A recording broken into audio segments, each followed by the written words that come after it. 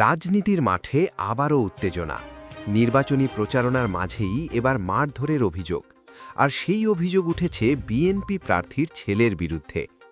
চাঁপাইনবাবগঞ্জে কি ঘটেছিল সেই রাতে? ভিডিওটি শেষ পর্যন্ত দেখুন, কারণ তথ্যগুলো আপনাকে চমকে দিতে পারে।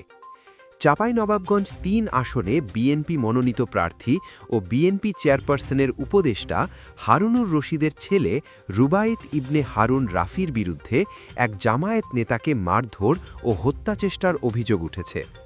অভিযোগে বলা হয়, রোববার রাত 7:30টার দিকে জেলা শহরের মেনিপাড়া এলাকায় জামায়াতের একটি নির্বাচনী প্রচার মিছিল চলছিল। ঠিক সেই সময় বিপরীত দিক থেকে যাচ্ছিল বিএনপি প্রার্থী হারুনুর রশিদের গাড়ি। জামায়াত নেতা আজিজুল হক নূর জানান, তিনি গাড়িটিকে নিরাপদে যেতে দিক নির্দেশনা দিচ্ছিলেন।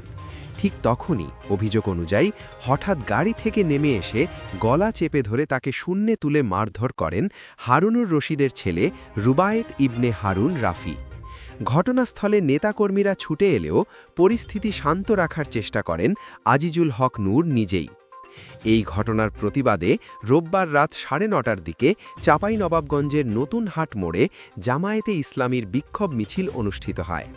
সংক্ষিপ্ত সমাবেশে জামায়াত নেতারা 24 ঘণ্টার মধ্যে আইনগত ব্যবস্থা নেয়ার আল্টিমেটাম দেন এবং ঘটনার তীব্র নিন্দা জানান।